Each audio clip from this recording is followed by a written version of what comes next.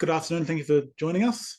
My name is Thomas Beagle. I'm the chair of the New Zealand Council for Civil Liberties. We're running a series of webinars on topics of interest, and automated number plate recognition is something we've been following for quite a long time. It's more than just a way to find suspect vehicles. It's also a way to build up a database of vehicle movements that enable real-time and after-the-fact location tracking. Today we're here to talk about the use of ANPR by the NZ Police. And to do so, we're very pleased to welcome our guest speaker, James, from the New Zealand Police Tech Assurance team. Now, he's going to give a presentation, which will be followed by questions. Please enter any questions you have in the Q&A, and this session is being recorded for sharing in the future. But before I pass over to James, I'm going to set the scene a little bit by talking about the police's first forays into ANPR, as revealed by a number of OIA requests I sent back in 2012. Because at that time, I was running my own lobby group called Tech Liberty. We were very interested in how technology enabled new forms of surveillance. So ANPR was of interest to us, and we engaged the police in order to find out more. We were told the police had started trialing ANPR in 2009, and by 2012, they got up to 3 patrol cars and a couple of vans. And the trials obviously went well because by about 2014, they had 17 ANPR systems deployed, most of them patrol cars that could use it while on the move. Now, at the time, the main use was to find vehicles of interest, which was done in a slightly old-fashioned way by each car downloading a list of wanted license plates every day. That was done on a USB stick. However, they also confirmed that the ANPR system did record the details of all cars that passed the cameras. Originally, this data was kept for 4 months, but this was then reduced to 48 hours after discussion with the Privacy Commissioner. And the data was kept to allow past tracking. They gave the example of a constable checking the database to see if a newly stolen car had passed by one of the ANPR cars. Now, we weren't overly concerned about the use of live usage of data to detect passing cars.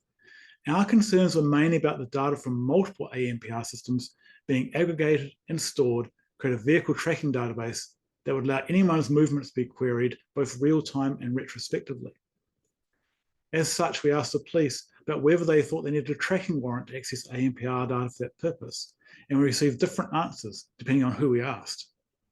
So the issues for us then were around data aggregation, data retention, and control and oversight of access to that data. At the time, we decided that ANPR wasn't too much of a threat, but a lot of things have happened since then. And I'm going to hand the session over to James now to tell us where we've got on these issues now. Over to you, James. Thanks very much, Mr. Beagle. I just want to apologize for any possible lag or sound issues. I'm on Wi-Fi and I don't have much hope of a wired connection here. So just want to say at the outset that I also can't speak on behalf of all of police. I only know about the things I know about. I'm also no legal scholar. I can only explain things in the way that I understand them. And as Mr. Beagle said, he would like to reserve some time at the end for questions. So I will do my best to answer them all, but I might not know the answer. So with that said, I'll do my best and I'll start a presentation, at least I hope.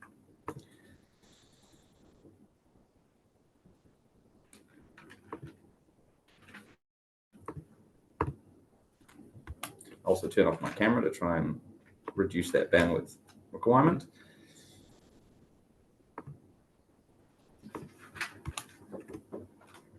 Yes, like Mr. Beagle said, we're going to be talking about automatic number plate recognition. And I think what's happened recently, and I've had to change my presentation a little bit recently, is there's been a lot of cases that have gone to court, especially in that pre-trial evidence discussion, where the use of ANPR evidence is being challenged. And I think that that's happening more and more. And there are a lot of judgments that are coming out pretty recently, which I think really do bear reading. So I think in the preamble to one of the judgments, Judge Sellers said it really well, that we've been constantly recorded by a lot of these privately owned CCTV cameras, and that can make people feel rather uneasy. And I think that that's a pretty common sentiment, especially when we know we're sort of walking into premises and we're not really thinking about it, but there are often lots of lenses on us at any given time. So I thought I'd start with a discussion about what is ANPR. I think that's always a useful place to start. And for the most part, it is just cameras recording number plates from vehicles. I know that sounds really anodyne, but it uses optical character recognition to read a number plate, to store it in a searchable way for retrieval later. It's not particularly sophisticated, but I guess in where the data can be, combined with other information, I think that's when it starts to get, a little bit more of an interest to police from an investigative perspective, where we're able to say, well, we have a database of vehicle records and we have a database of vehicle reads, so we can probably see or tell where a vehicle was at any given time. We have an automatic number plate recognition policy, which is available publicly. So that's available online should you want to know how it is that we operate, both from an internal perspective with our cars, as well as how we use the third-party platforms for investigation. And that policy is under reasonably constant renewal with these providers of third-party platforms. The list of them at the moment is not very big, but as more companies begin to use automatic number plate recognition for their own purposes, they may wish to enter into an agreement with police to provide some of that information to us for efficiency. So what ANPR do we use at police? Like Thomas said, the first type is the mobile ANPR units. So there are a dozen and a half of these, and they have a camera on the light bar that reads number plates of passing vehicles, and these are usually used in a road policing and investigative capacity. And what Thomas said is still the case. The information is held for 48 hours, and that is if we need to go back and search it. Unfortunately, what Thomas said is still true. It is still a USB key that will upload the information or the vehicles of interest we're looking or interested in, and that will be downloaded at the end of a shift via USB key. It is still the same. The larger development since the use of these cars has been in third-party platforms, the larger ones being Safer Cities and Aura. So these third-party platforms are a networked set of cameras from these two larger private companies that are pulling together the feeds and the captures of each of these cars as they go past in their grid of cameras, whether that be in retail service stations or whether that be gantry cams above roads. So I did a little bit of archaeology as well and couldn't find a lot. There's not a useful sort of central repository of a lot of ANPR information at police. It's one of those things that's just grown over time. So the documents are scattered. I think the first document I found was a trial of some cameras on some cars back in 2005, 2006, which is a fairly long time ago now. We entered into relationships with Aura and Safer Cities respectively in 2015, 2016, which was their provision of information to us through their platform, with Aura providing retail crime information and Safer Cities providing the cameras, the camera convergences for our DCCs, which I'll talk about a little bit later, District Command and Control Centers, sorry. And the ANPR capabilities of these companies came in 2017, 2018, give or take.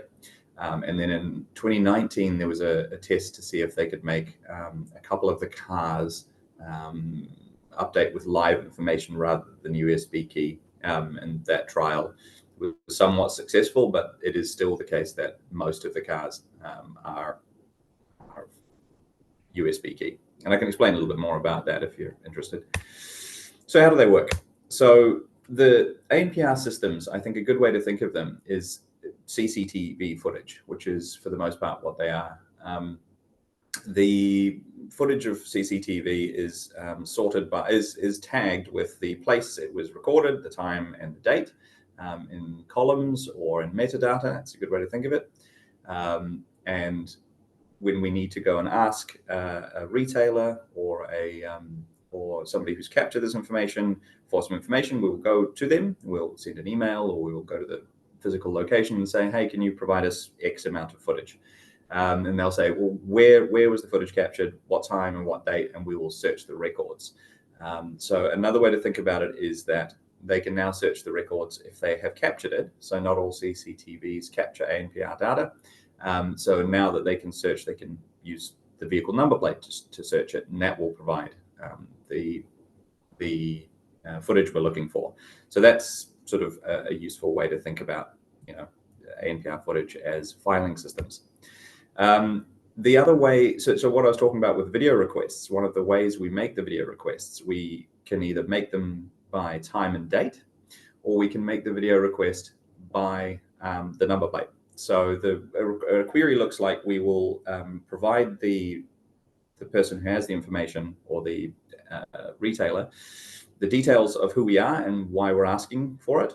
We'll tell them the number plate of the vehicle that we're interested in, and that gives them the ability to retrieve the CCTV footage. Some of these platforms allow an automated service, which is quite helpful as an efficiency gain, where we're able to provide all that details in a little online form, and then the platform can provide it back to us from the retailer as a way of automating that process.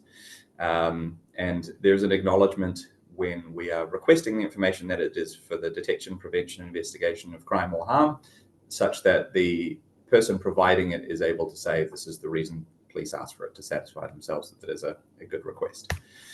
The video retrieval is a platform downloading system where we can have the data facilitated through Aura or Safer Cities, where it basically acts as a transfer zone for us rather than driving out to the petrol station, for instance. But it does require that an ANPR detection is required at first. If they can't search by number plate, that information won't be able to be found, and we'll have to ask for a time and date. So a good explanation would be, or an example of this would be, I don't have my notes, or I do. I think it's 2022. Oh, no, that's not going to help. In 2022, I think the year was, there was an arson or suspected arson at the Panmure Yacht Club. There was a man seen with a petrol canister leaving the scene. This information was captured by CCTV, but he wasn't wearing a number plate, so it was just him. The footage was reviewed by the Panmure Yacht Club staff along with police, and police asked them if they knew who this person was, and they said this looks like a possible person that had been hired to paint a boat. This person who's now suffered a burned boat. This looks like the person they had met. And so through searching police records for this person, they turned up a registration plate, and the registration plate was entered into ANPR, and some footage of the person filling a petrol canister about a week before the arson was found in a video retrieval. So we were able to present that as evidence. So that's a good sort of basic explanation of how it works. How that's the historic retrieval. So that is a retrieval of things that have happened in the past. There's also the ability to use these in a more real-time setting, which is we call active detections, in which we will put a number plate that is sought into the machine, into one of these platforms, and it'll notify us in real time, or notify the requesting officer in real time where if the plate is spotted at any of these locations, whether that be a big box store, a supermarket, a petrol station, or a yacht club. This is not always a particularly high fidelity track. I mean, it requires the car to actually go past a camera. If the car is parked in a garage, we're not going to get any detections at all. There are some pretty important requirements.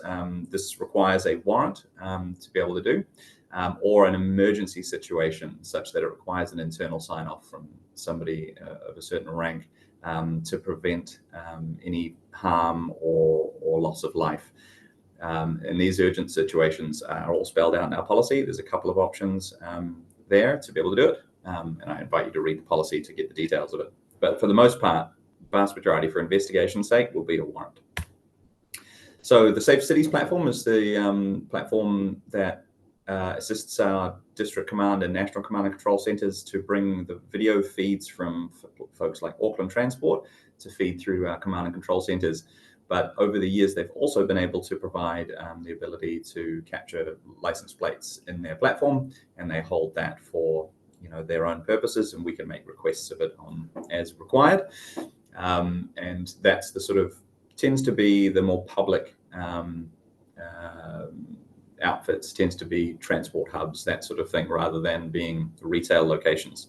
The other larger third-party platform is Aura, which is a retail crime stop-loss prevention program that they have, and it's between retailers and themselves, and they capture this information. Just specifically with ANPR, they will capture this information to share amongst their network. So if you can imagine petrol stations not wanting petrol drive-offs, they can share the information of cars that have visited their forecourts, and these are plates, vehicles that have concerned them in the past. Police make requests from Aura through their platform when needed for investigations, and the platform can provide information from the retailers back to us. It's not Aura that holds it, it's the retailers themselves, and they will be retaining it for their own purposes.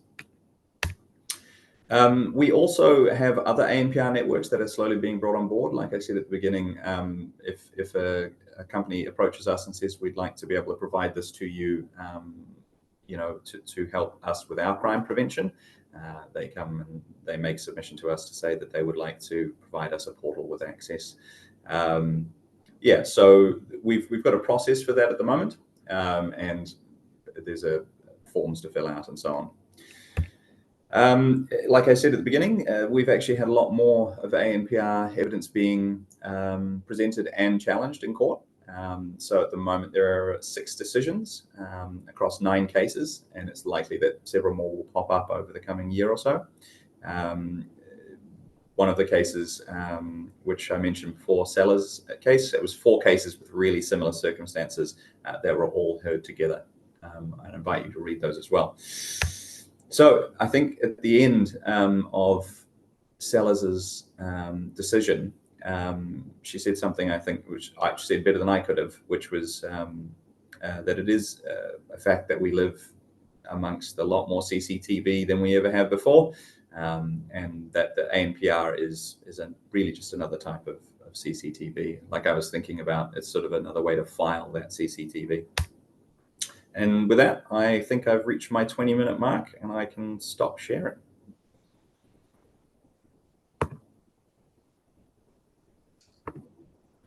Thank you, James. They answered some of my questions already, which is good. That was my hope.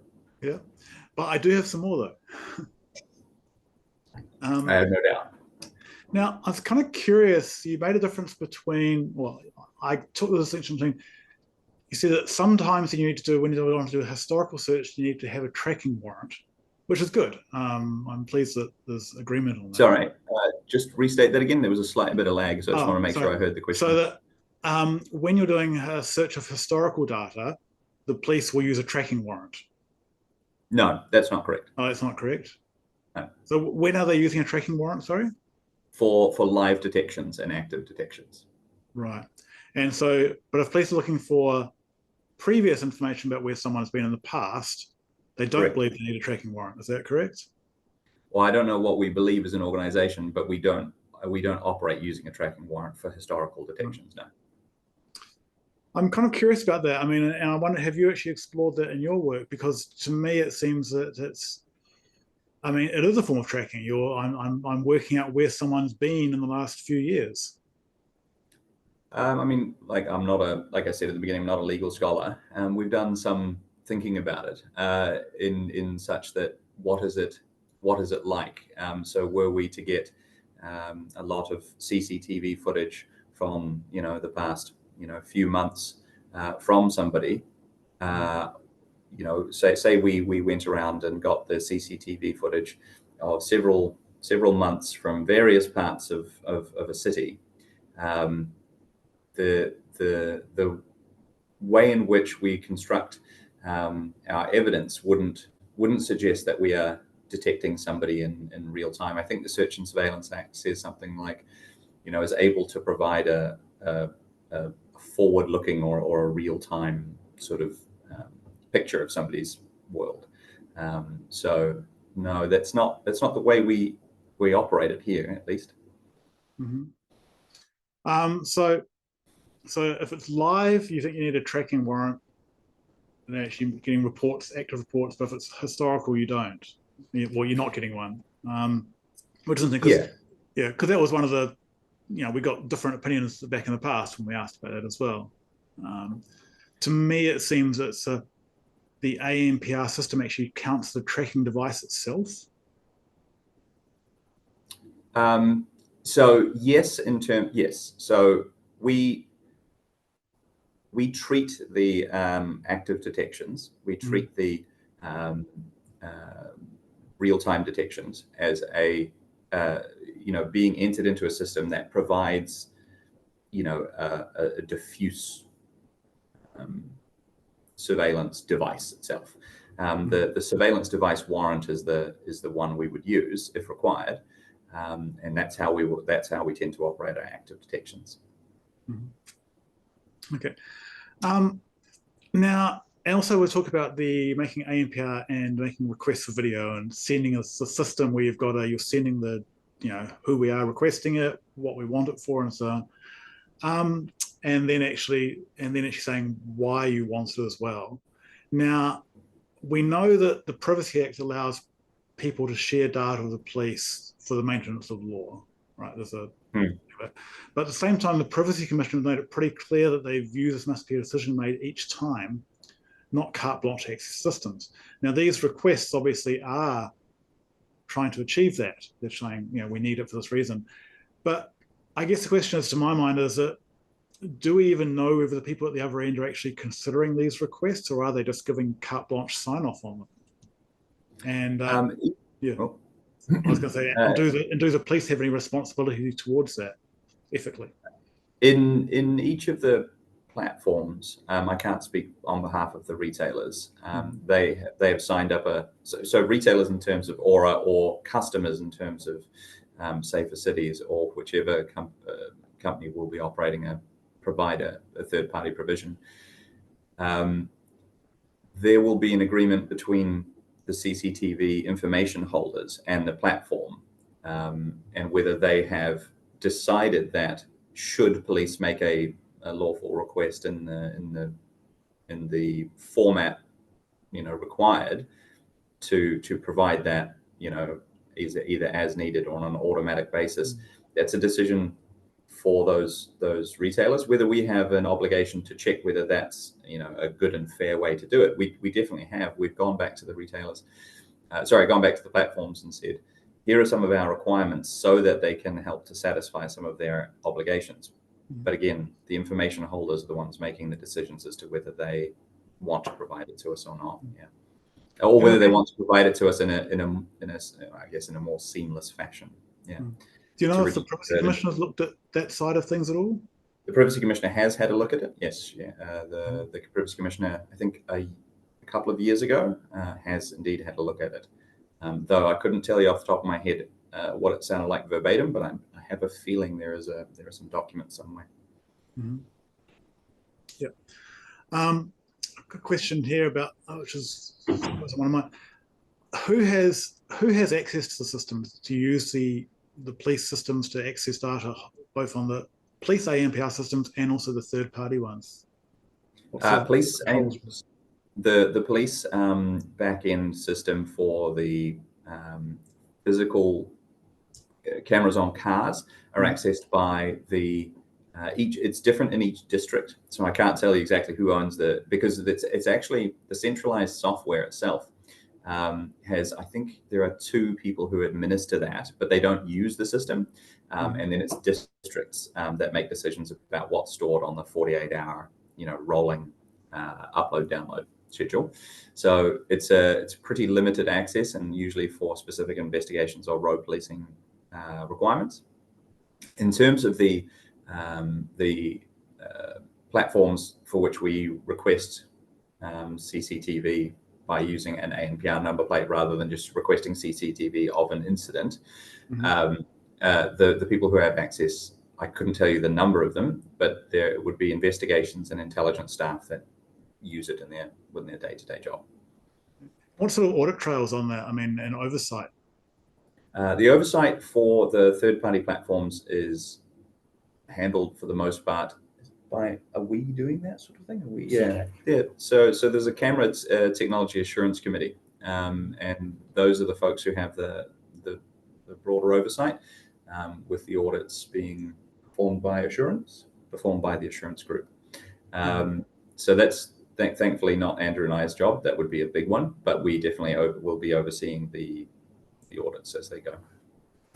I can add to that. So there is an annual schedule to audit the use of ANPR through Cyber Cities and Aura.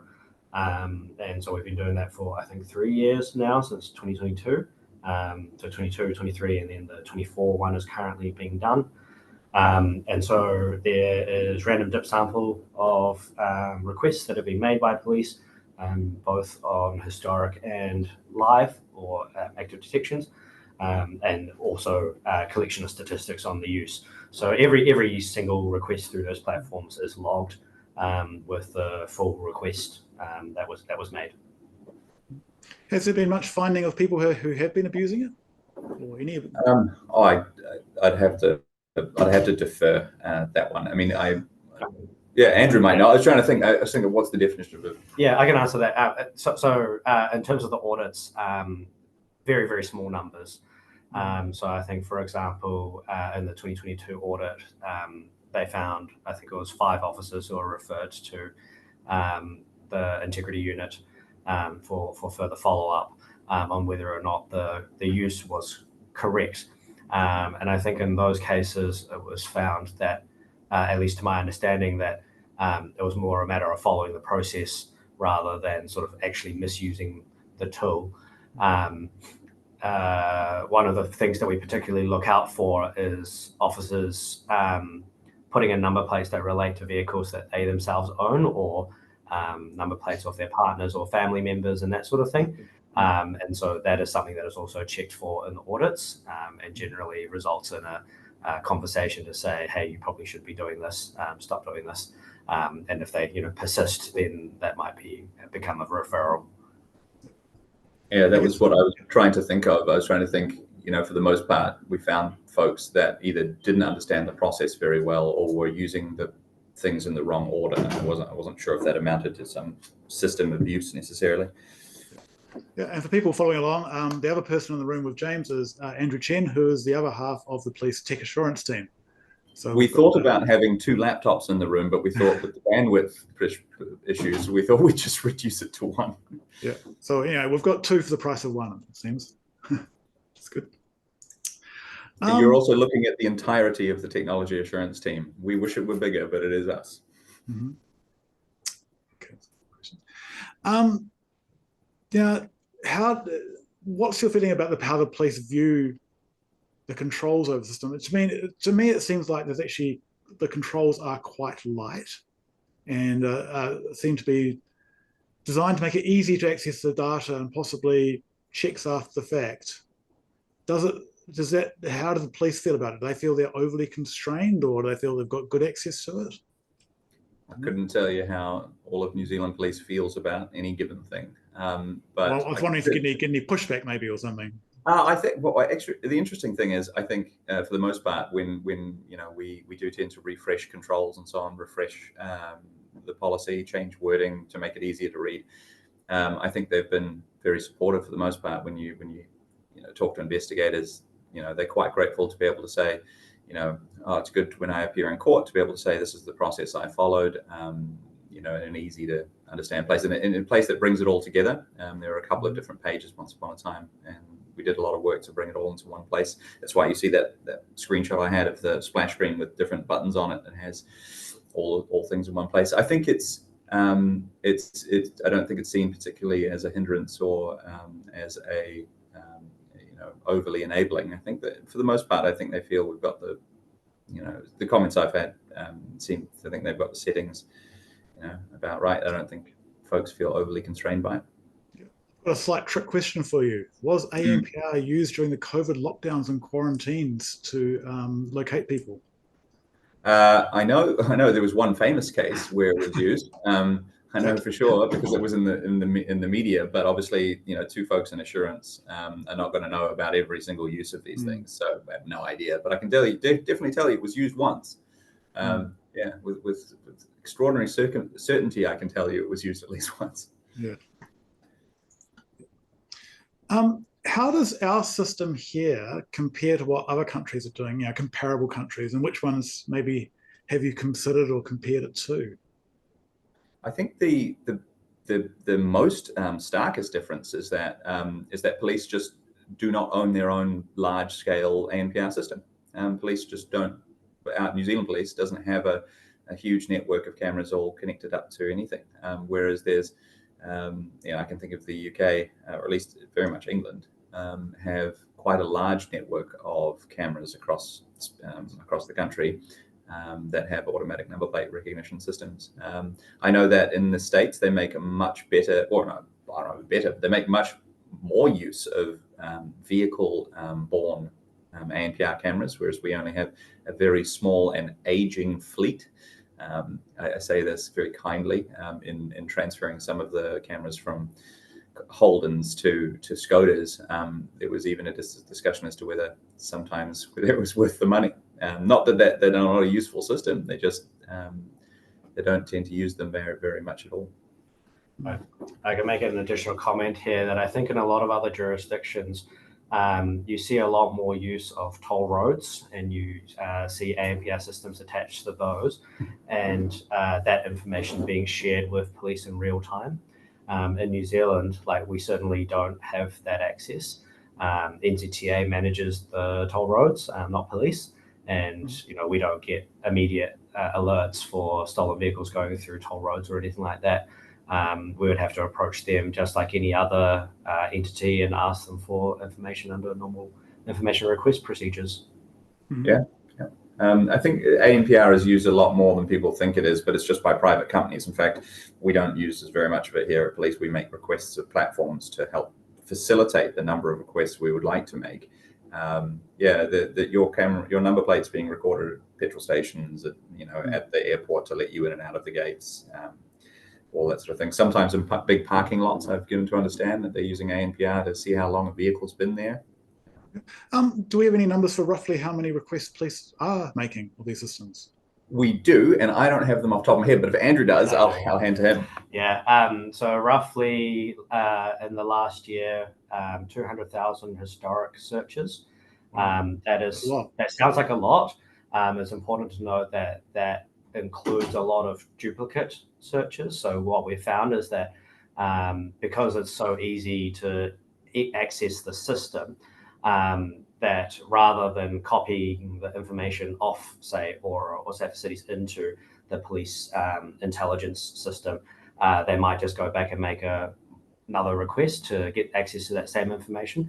So it's not the same thing as saying that 200,000 vehicles have been searched. Certainly the number is lower than that, but the number of requests I think is about 200,000, and then historic, and then in terms of the live, I think it's about 200 per month, where those warrants are being approved and those vehicles are being tracked in real time.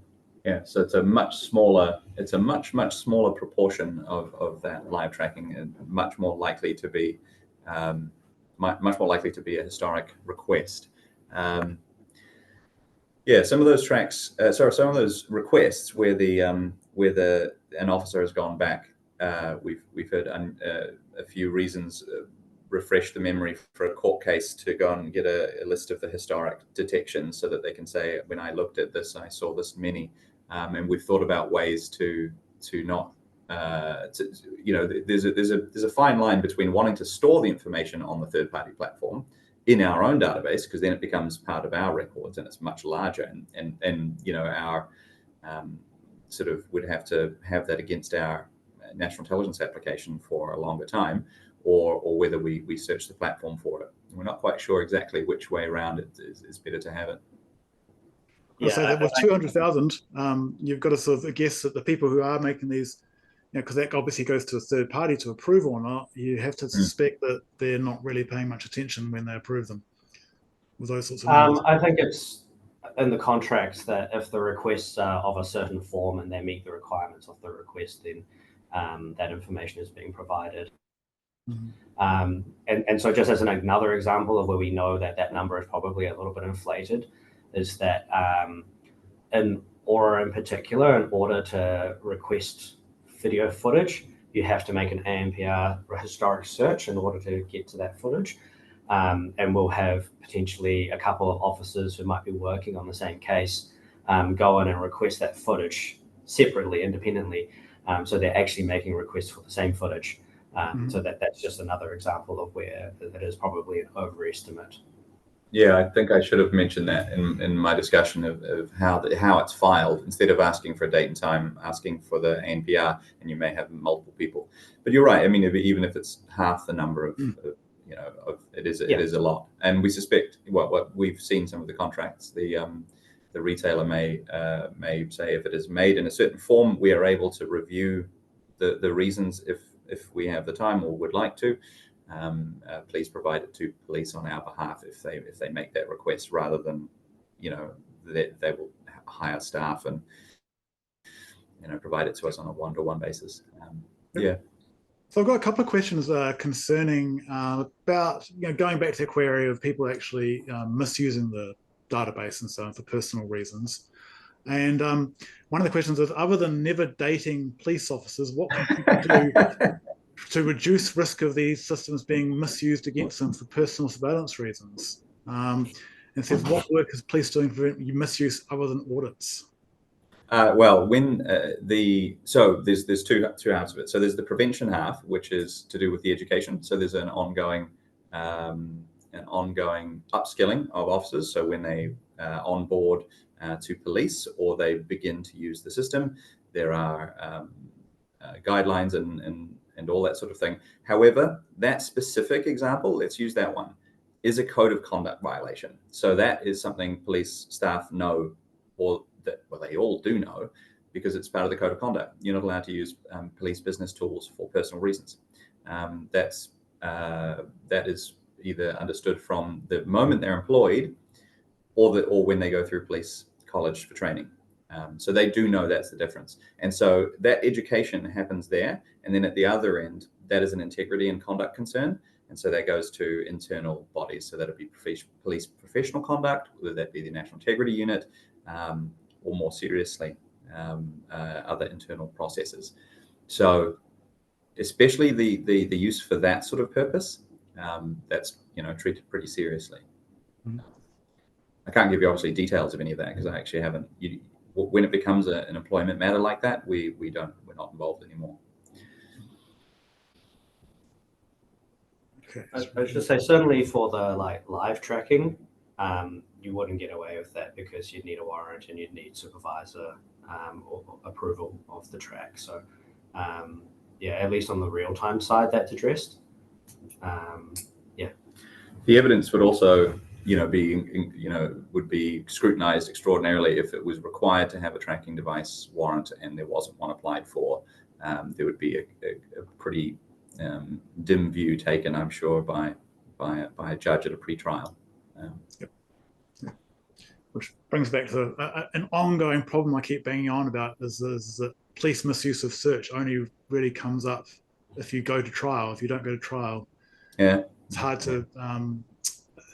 to actually A, find it may have happened, and B, actually then actually fight back against it. But that's kind of I think it's quite interestingly in one of the judgments, the judge considered, well, it doesn't consider, but considers the issue of search and whether this is a search of a person when it's more akin to a query in a database and looking through a filing system. So I think there was a consideration as whether it was considered a search under the Bill of Rights, and I think the judgment comes and says that it's not a search under the Bill of Rights as at least as they saw it.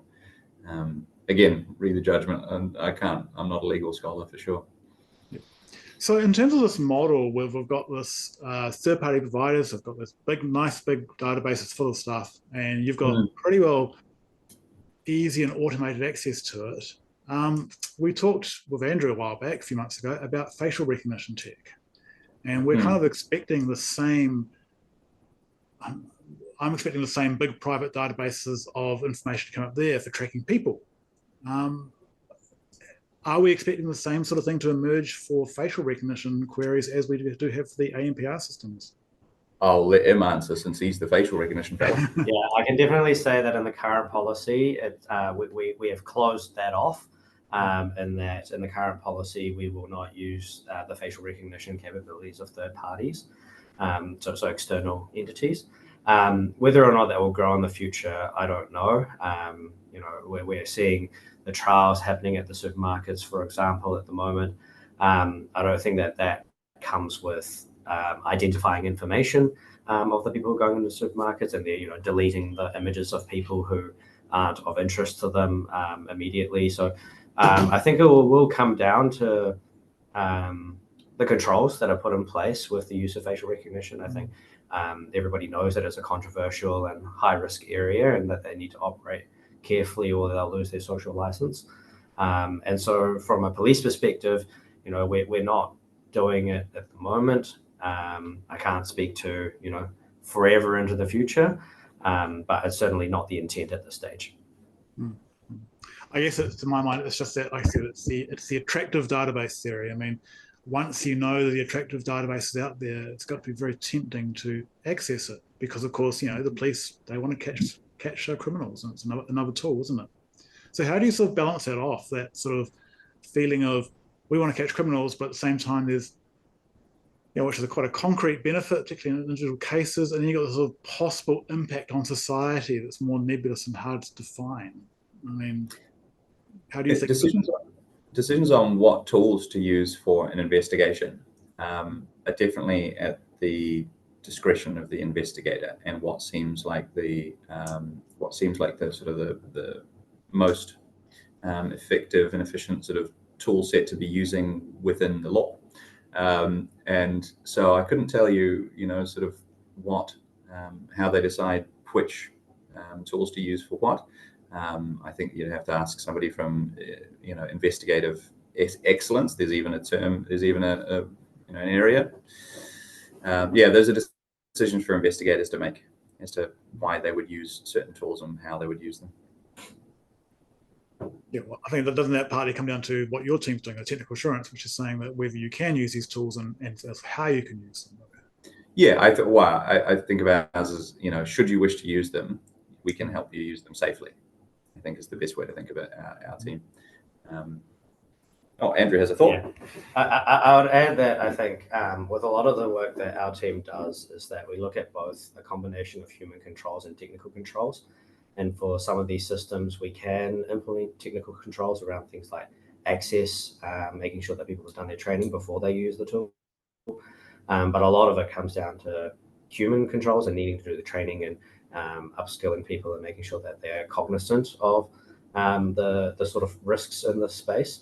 I would say that one of the things we probably do find challenging is, it is hard to talk about, to make a convincing argument about ethics when the focus really is on the legal authorizing environment for a lot of people. And I think that's probably where I'd point to is, a lot of our legislation comes from an era that predates a lot of these tools. And these tools were just not envisioned at the time that the legislation was made. And so we end up in this little bit of a gray area. We try to fill that gap with discussions around ethics and values and principles and the sorts of things that we think society cares about. But at the end of the day, we need legislation and case law to reflect those values in a codified way so that we can more concretely uphold those values and principles. I think also some of the useful safeguards we can put in place from our team perspective is that we can consult on the development of some of the hard controls of the machines. So these larger platforms don't know how to build for evidential sufficiency, or they don't know how to build for a way in which we would like to use them safely. So the platforms have made some design improvements based on stuff from our team, putting things in certain formats and orders, so that as the staff member is inputting information, it gets them to think about all the evidential steps they will need to be able to pull this information back and put it in a case file, and also do so safely. Sometimes it will pop up with a warning to say, this is in between this screen and this screen. This is this is going to be a live tracking.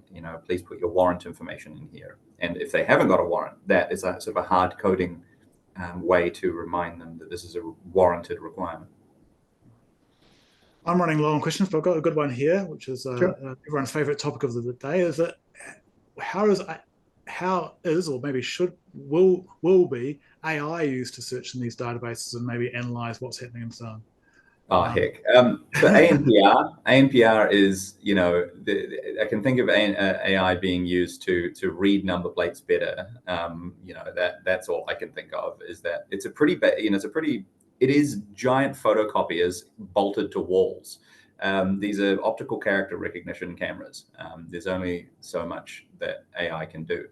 I don't think it's in anybody's consideration. I mean, these are third-party platforms. If they want to use some AI in them, and because we have contracts with them, we require them to notify us of them. But for instance, we're talking about, let's just give the example of Aura. If they use AI in their system, we are a customer of theirs in only the smallest possible way, in that we use their platform to facilitate information flow. But if they use AI to do things in their platform, that'll be between them and their customers. I can't imagine how we would use AI and ANPR here. Maybe a failure of imagination. No plans, I can tell you. Yeah, I just had a random thought, actually, that's worth mentioning, is that whenever we use the ANPR information, we do get the image and the still that comes through with the number plate information. And as far as James's comment that the AI might be used to improve the reading of the number plates, we definitely still need humans to review those images. That's true. Because at the moment we get number plates all the time that come back, and we look at the image and we go, that's clearly clearly a misread from the system. So there's definitely still manual steps involved. Yeah, O's look like Q's, P's and B's, R's and B's. Yeah, and some lighting conditions, you lose a character at the beginning or at the end. And you get a whole different car. Yeah, so I should have mentioned at the beginning, every single step of this process there's a human sort of inputting the information, and when it comes back, they have to look at it and go, yeah, that's right, or that's wrong. So it'd be terrible to end up in court with this car was seen at this petrol station, and then you show the image and it's absolutely not that car. It's a Range Rover. Oh, thank you both. I think we've come to the end of the questions. I think we've covered a reasonable amount of the topics there. Thank you, James. Thank you, Andrew, for talking to us about that. On behalf of the New Zealand Council for Civil Liberties, thanks to everyone coming along and listening to it as well. Hope you found it interesting. We will be putting the video up on our site in the future at some point.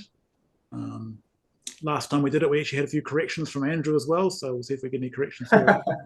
Yeah, hopefully not this time. If you want to join the NZCCL, you can join up on our site, and feel free to send us ideas for future webinars of anything you might want to see in the future.